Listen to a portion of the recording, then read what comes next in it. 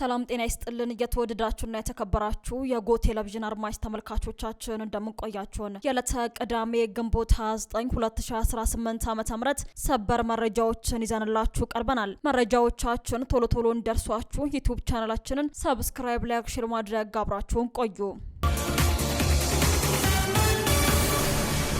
የአርሲው ጥቃት ሸኔ ከፋኖ ታጣቂ ቡድን ጋር በመናበብ እየፈጸመው ነው ሲሉ ጠቅላይ ሚኒስትር ዶክተር አብይ አህመድ ተናገሩ። የጠቅላይ ሚኒስትር ጽሕፈት ቤት በወቅታዊ ጉዳይ ባወጣው መግለጫ ላይ ዶክተር አብይ ለጥቃቱ በኢትዮጵያ መንግስት ስም የተሰማቸውን ጥልቅ ሐዘን መግለጻቸውን የጠቆመ ሲሆን እነዚህ ጥቃቶች የሀገሪቱን ብሔራዊ እድገት ለማደናቀፍ ከሚሹ አካላት፣ በአማራ ክልል ከሚንቀሳቀሱ የሀገር ውስጥ አማጺ ቡድኖችና ለሀገሪቱ ሁለንተናዊ እድገት ጥላቻ ካላቸው የውጭ ኃይሎች ጋር በጥምረት እየተከናወኑ ናቸው ሲሉ የከሰሱ ሲሆን ዓላማቸውም በኢትዮጵያ አለመረጋጋትንና የምርጫ መስተጓጎልን ለመፍጠር ሲደረግ የነበረ የጥፋት ውጥን ተከታይ ነው ብለዋል። የጥፋት ኃይሎች ከባዕዳን ጋር ጽምዶ የሚል ቁርኝትን በመፍጠር እኩይ ዓላማቸውን ለማሳካት ሰፊ የጥፋት ዝግጅት ሲያደርጉም ቆይተዋል። ሀገራዊ ምርጫው እንዳይከናወን ሰፊ ርብርብ አድርገዋል ሲሉም አክለዋል። በተመሳሳይ በኦሮሚያ ክልል የሸኔ ሽብር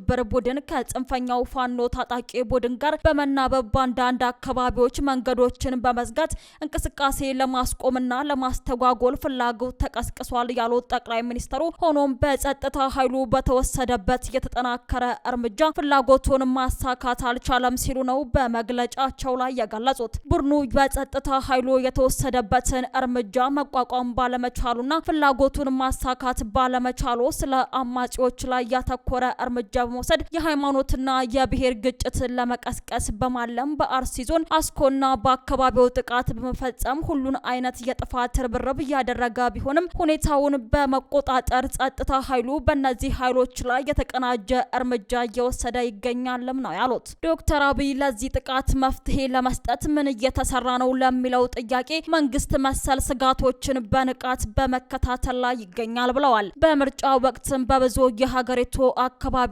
የተቀናበሩ ተመሳሳይ እቅዶችን በስኬት ማክሸፍ ተችሏል ብለዋል። በንጹሃን ዜጎች ላይ የሚፈጸሙ ጥቃቶችን ፍርሃትና ክፍፍልን ከሚያጎሉ የሚዲያ ዘመቻዎች ጋር በማስተሳሰር የተቀናበረው ይህ እኩይ ተግባር በመንግስት የደህንነት መዋቅርና ኦፕሬሽን አማካኝነት በከፍተኛ ሁኔታ እንዲስተጓጎል ተደርጓል ሲሉ መልሰዋል። አክለውም ብሔራዊና ሃይማኖታዊ ክፍፍልን ለመዝራት የኃይል ጥቃትንና ውድመትን እንደ መሳሪያ የሚጠቀሙ አካላት በሁሉም ኢትዮጵያውያን ዘንድ በግልጽ ሊወገዙ ይገባል ብለዋል። መሰል ተግባሮች በኢትዮጵያ ውስጥ ምንም አይነት የወደፊት እድል እንደሌላቸው ለማሳየት የተቀናጀ ብሔራዊ ምላሽን በመስጠት ወሳኝ እርምጃዎች ይቀጥላሉ ብለዋል። በንጹሃን ዜጎች ላይ ጥቃት የሚፈጽሙ አካላት ድርጊታቸው ምክንያታዊ ለማስመሰል ምንም አይነት የፖለቲካ ንግግር ቢጠቀሙ ወሳኝ ዓላማን እያሳኩ ሳይሆን ወንጀል እየፈጸሙ ነው ብለዋል። የፖለቲካ ቅሬታዎችን በኢትዮጵያ ህገ መንግስታዊ ስርዓት በብሔራዊ ምክክር ሂደትና በዲሞክራሲያዊ ተቋማት አማካኝነት መፍትሄ ሊያገኙ የሚችሉና ሊያገኙ የሚገባቸውም ናቸውም ሲሉ ተናግረዋል። መረጃው የጠቅላይ ሚኒስትር ጽሕፈት ቤት ነው።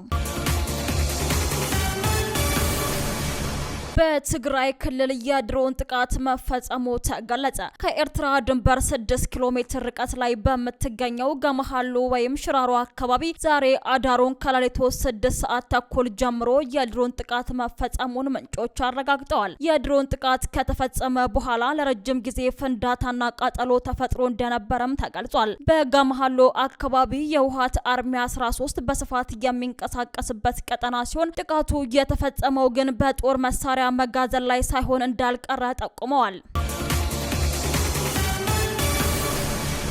በሰባተኛው ጠቅላላ ምርጫ የሴቶች ተሳትፎ በከፍተኛ ሁኔታ ማደጉን የኢትዮጵያ ሴቶች ፌዴሬሽን አሳወቀ። የኢትዮጵያ ሴቶች ፌዴሬሽን ሰባተኛው ጠቅላላ ምርጫ ከታሪካዊ የህዝብ ቁርኝትነት የታየበትና በሰላማዊ ሁኔታ መጠናቀቁን ይፋ አድርጓል። የፌዴሬሽኑ ዋና ዳይሬክተር ወይዘሮ ገነት ስዩም በሰጡት መግለጫ ላይ ሂደቱን በሀገር አቀፍ ደረጃ በንቃት ለመታዘብ ከ14000 በላይ ታዛቢዎችን በማሰማራት 25384 የምርጫ ጣቢያዎችን በስፋት ማዳረስ መቻሉን ገልጸዋል። ፌዴሬሽኑ በዚህ የምርጫ ሂደት ላይ የሴቶች ተሳትፎ በእጅግ አበረታታች ደረጃ ላይ መድረሱን የጠቆመ ሲሆን ከተመዘገቡት ጠቅላላ መራጮች ውስጥ 49.3 በመቶዎቹ ሴቶች መሆናቸውንና የሴት እጩዎች ቁጥርም ከቀደሙት ምርጫዎች ጋር ሲነጻጸር በከፍተኛ ሁኔታ መሻሻሉን አረጋግጠዋል። በአዲስ አበባ ከተማ መራጮች የገጠማቸውን ፈተናዎች ተቋቁመው እስከ ሌሊቱ 6 ሰዓት ድረስ በረጅም ሰልፍ ጠብቀው ድምጽ ለመስጠት ያሳዩት ትዕግስትና ጽናት ለሀገሪቱ የዲሞክራሲ ጉዞ ትልቅ ተስፋ የሰጠ መሆኑን የገለጹት ዋና ዳይሬክተሯ በአብዛኛዎቹ ጣቢያዎች ቆጠራው በግልጽነት መካሄዱንና የፓርቲ ተወካዮችና ታዛቢዎች በቆጠራው ላይ መሳተፋቸውን በጥንካሬ ጎን መነሳቱን አብራርተዋል።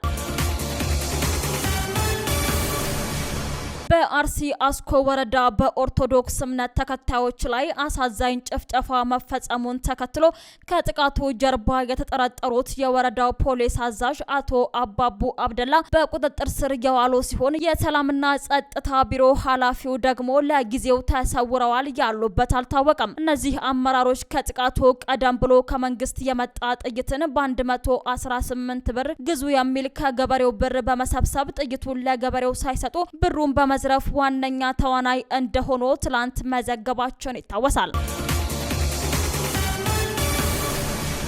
የዘመነና የአስረስ ማረ የስልጣን ሽኩቻ የለየለት የግጭት ደረጃ ላይ መድረሱ ተገለጸ። በዚህም የተነሳ አንዱ የአንደኛው ታጣቂ ላይ በሚሰጠው ቀጭን ትዕዛዝ መሰረት ከማገት አንስቶ እስከ ሞት የሚያደርስ እርምጃን እየወሰዱም ይገኛሉ። ለዚህም ማሳያው ዘመነ ካሴ በጎጃሙ ጽንፈኛ ስብስብ ውስጥ የአስረስ ማረ ቀንደኛ ደጋፊ ናቸው ያላቸውን ታጣቂዎች በሙሉ እርምጃ እየወሰደባቸው መሆኑ ነው። ከዚሁ ጋር ተያይዞ የዘመነን ህልም የሚያስፈጽሙ ዝናቡ ለንገረው የአስረስ ቀኝ እጅ ናቸው ባላቸው ታጣቂዎች ላይ መጠነ ሰፊ ጥቃትን ፈጽሟል። ለአብነትም ልክ እንደ ማርሸት አሁንም ደግሞ በላይ ቡዛየሁን እንዲፈታ ከዘመነ የተሰጠውን ቀጭን ትዕዛዝ ተከትሎ ያደረገው የእገታ ሙከራ ለጥቂት አለመሳካቱ ተገልጿል። በዚህም የተነሳ ለጥቂት ከዝናቡና ታጣቂዎቹ ከእገታ ያመለጠው በላይ ቡዛየው ለምን ዘመነ እዚህ ደረጃ ላይ በመድረስ ሊያሳፍነው እንደሞከረ ለዘመነ ጭምር መልእክት በዋትስአፕ መላኩ ተሰምቷል። ይሁን እንጂ ከዘመነ በጎ ምላሽ ሳይሆን በተቃራኒው ገና ምን አይተ የተባለው በላይ ቡዛየው አሁን ላይ የሚመራውን ታጣቂን በማስነሳት ዝናቡ ላይ እርምጃ ለመውሰድ እየተሰናዳ እንደሚገኝ በቅርበት ያገኘነው መረጃ ይጠቁማል። በደቡብ ትግራይ በራያ አላማጣ በአርሜ 24 እና በመሬ ወዳጆ ኃይል መካከል ውጥረት መንገሶ ተገለጸ። ህወሓት በራያ አላማጣ መሬት ላይ ያለውን ቁጥጥር ሙሉ በሙሉ በእጁ ለማድረግ ሲል ተቀናቃኙን የጽንፈኛ ኃይልን ለማስወገድ ወስኗል። በመሬ ወዳጆ የሚመራው የጽንፈኛው ፋኖ ታጣቂ ኃይል በአካባቢው ላይ የሚያደርገው እንቅስቃሴ እንዲያበቃ በህወሓት ቡድን ለአርሜ 24 ጥብቅ መመሪያን ሰጥቷል። ይህ ውሳኔ በአካባቢው ላይ ያለው ፍጥጫ ይበልጥ እንዲበረታም አድርጎታል። በአሁኑ ወቅት በሁለቱ ወገኖች መካከል ያለው አለመግባባት ወደ ከባድ ውጊያ የተቀየረ መሆኑን መረጃዎች ያመላክታሉ። ሰሞኑን በነበረው የተኩስ ልውውጥ ከሁለቱም ወገኖች በርካታ ታጣቂዎች የረገፉ ሲሆን ህወሓት የተሰጠ የአስቸኳይ ጊዜ ገደብ እንዳያልፍ አርሜ 24 የጽንፈኛ ፋኖ ኃይልን ጠራርጎ ለማስወጣት በዝግጅት ላይ እንደሆነ መረጃዎች ያመላክታሉ።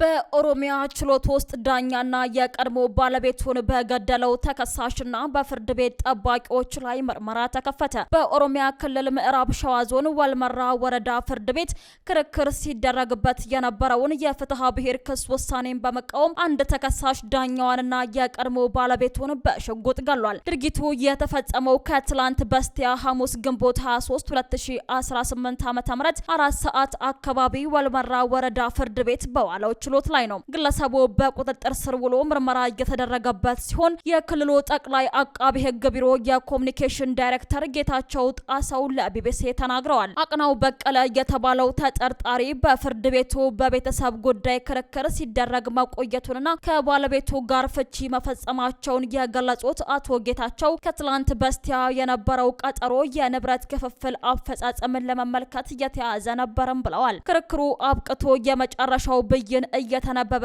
በነበረበት ወቅትም ተጠርጣሪው በችሎት የተገኙትን የቀድሞ ባለቤቱን ወይዘሮ አልማዝ መኮንንና ዳኛ ወይዘሮ ብርቄ ፉካንሳን በያዘው ሽጉጥ ተኩሶ እንደገደላቸው ዳይሬክተሩ ገልጸዋል። በውሳኔው ደስተኛ ባለመሆኑ ድርጊቱን እንደፈጸመው ይታሰባልም ተብሏል። እንደ ዳይሬክተሩ ከሆነ የቀድሞ ባለቤቱ በተኮሰባት ጥይት ወዲያውኑ ሕይወቷ ያለፈ ሲሆን ዳኛዋ ሆስፒታል መድረስ ሳይችሉ ቀርተዋል። ተጠርጣሪው ራሱ ላይ ከተኮሰና በስለት ጉዳት ከፈጸመ በኋላ ለማምለጥ ሲሞክር በቁጥጥር ስር ውሏል ተብሏል። ውድ አድማጭ ተመልካቾቻችን ለሰዓቱ ያዘጋጀንላችሁ ሰበርና ወቅታዊ መረጃዎቻችን እነዚህን ይመስሉ ነበር። አብራችሁ ስለነበራችሁ ከልብ እናመሰግናለን። በያላችሁበት ሰላም ቆዩን።